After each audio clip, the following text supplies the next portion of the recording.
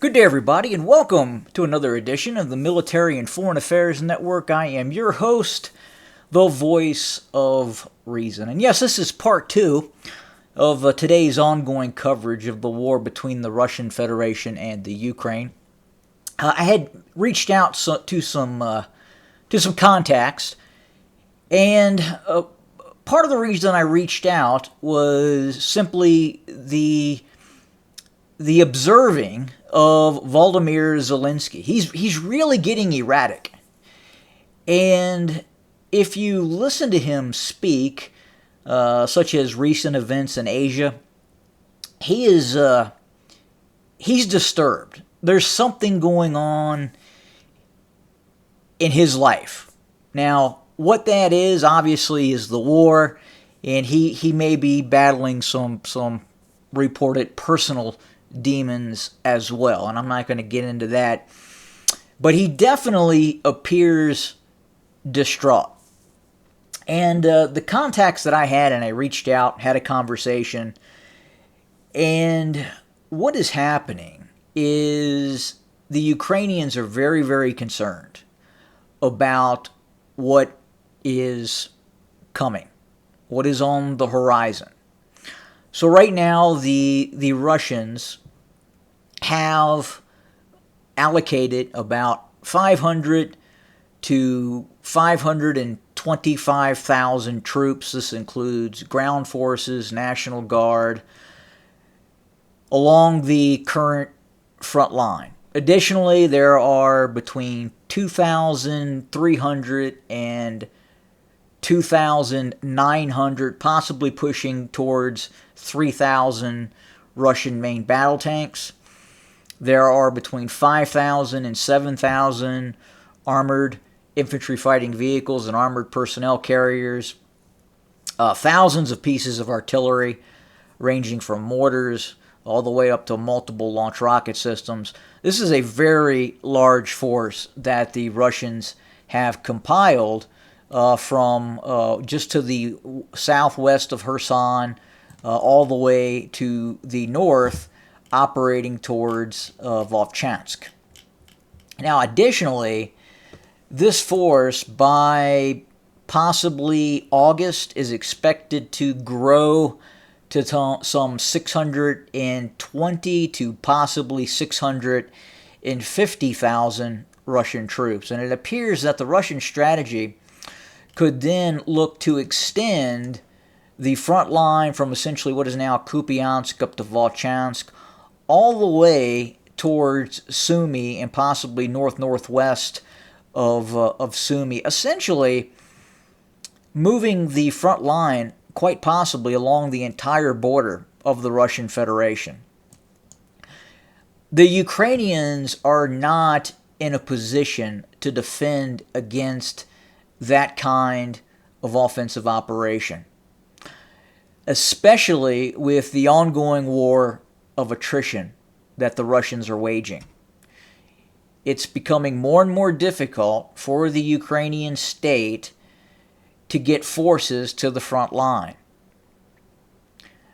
The Russian army is growing day by day. It is getting stronger, both in terms of the force construct that is positioned against the Ukrainians in the east, or for that matter, all across the line of contact, again, ranging all the way down to Kherson. Now, again, not so much, I would say, in terms of the prospects of a Russian offensive operation in the vicinity of Kherson, or even west of Zaporizhia along the Dnipro. But the Russians are in a position right now where the Ukrainians don't have the ability to launch an offensive operation in this area. So realistically, we're looking at Russian offensive operations starting just to the southeast of Zaporizhia and running all the way up south of Belgorod, all the way towards Sumy. This is a very long front line, and it's going to get longer. It's going to expand. And again, the biggest problem for the Ukrainians is they're just not in a position right now to fight a war of attrition, and then at the same time looking at very large-scale Russian offensive operations that are going to occur. The Russian operation that took place south of Belgorod towards Volchansk and has threatened Kharkov slightly, that is nothing compared to what we could see in the weeks and months to come.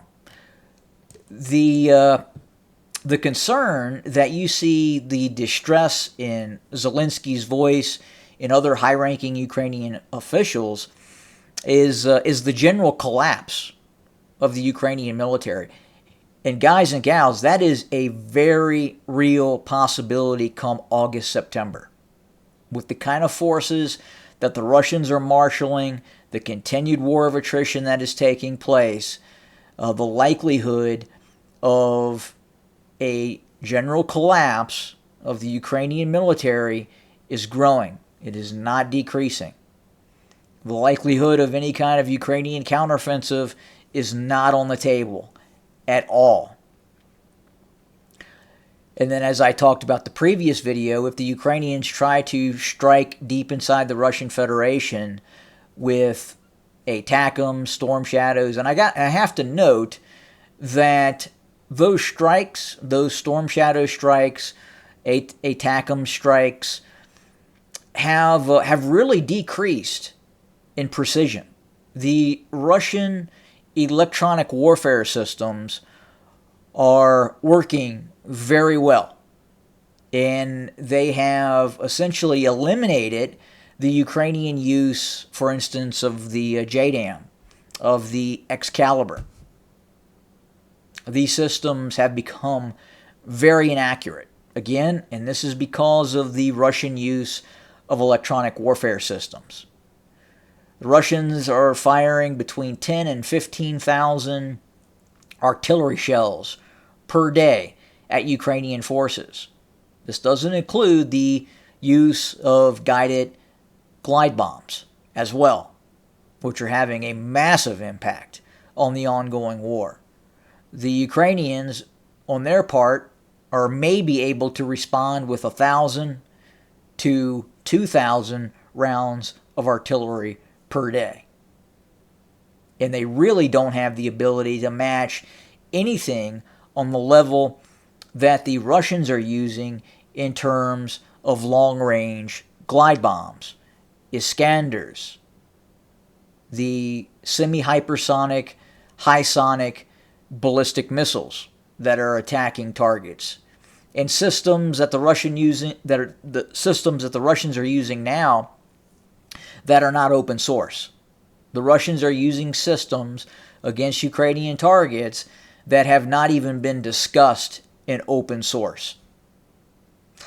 So just wanted to do a quick update. Things are looking really bad for the Ukrainians. Really bad. And again, that is in part of what you're hearing from Zelenskyy, the distress. That is what is causing it. He is looking at the collapse of his army that could lead to a direct Russian move towards Kiev at a certain point. And he would end up having to flee the country and probably find a nice new home in South Florida. More to come, everybody. Thanks for joining us. As always, have a good day.